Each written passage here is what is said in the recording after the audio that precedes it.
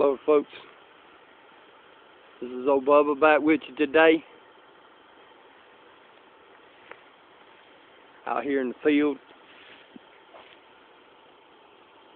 just walking around and looking at some wild edible here.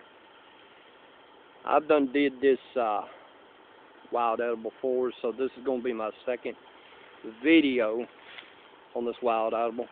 And as you can look all the way right across here in this field, and you look at this beautiful wild plant. Some people call it a weed, and most people that look at wild plants and plants in the field in general, they look at all these stuff and they really don't know what they are dealing with here. Native Americans love this plant. It's a very useful plant to the Native Americans.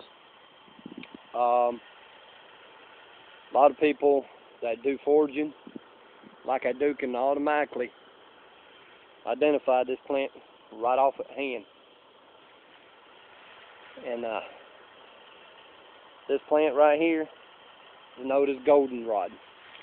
That's right, folks. This plant right here, this flower, this plant usually starts in the latter part of July and blooms all the way up into October. And this is a herb. It's a medicinal plant. It's very good. Now, I don't know what the process is on how to do it, but you can also use these yellow flower blooms as a dye. Now, there's videos out there that let you know how to do that, but me and my wife and my family, when we do this foraging, we mainly do it for the spices and the healing properties and the food aspects of these wild edible plants. Now let me see if I can find a more larger plant. See, down here in the south, this goldenrod will grow almost any kind of soil. It'll grow in fields, it'll grow next to rivers, creeks. I've seen it in swampy areas. I have seen it in near brackish water where fresh water and salt water mix and everything. It's a versatile plant. And get you a real close look up here at all the little blooms on this thing and the leaves going up the stalk. If you look at them, at the leaves on these particular species of goldenrod right here, these goldenrods can get big, much bigger than this. They can grow up to at least 6 and 7 feet. But this is a little smaller type plant. And see, on these plants, the leaves are very tasty. Pull some of these little flowers here.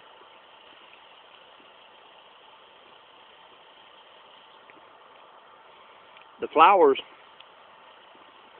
are very tasty. But see, these flowers go good. You can make flour.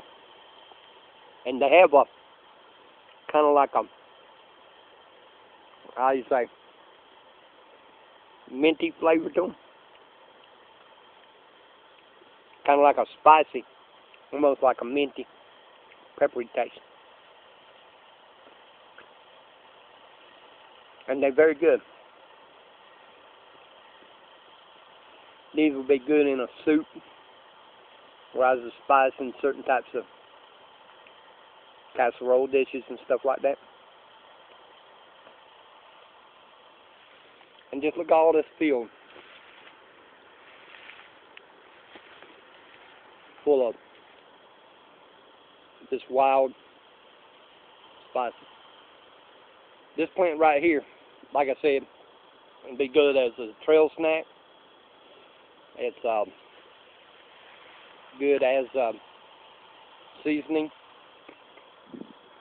The rods on these, once after the plant dies out and everything, makes a good stiff shaft, and they're very good we're using as in a bow drill to start fires. These plants in certain species, they'll have a bulb in them. They go around green bulb on the stem, and these are too small actually to see a bulb in them. They're usually in your more larger variety of plant, and inside them galls during the winter time, they have worms, like little white worms. And if you eat insects and stuff like that, then you can make a meal right off of them worms. Or if you want to go fishing, you can use them as fish bait. Fish love them. Well, folks, if you love foraging, this is a wild edible that I highly recommend. It's medicinal. It tastes pretty good. It has a peppery, minty taste to it, and bulbs and the flowers and everything. All right. On the closing, let me give a little warning here. As a forager, it's been years of practice of me wild edibles and stuff. If you want to get into foraging, find other like-minded foragers. Go to bookstores, get you wild edible plants books.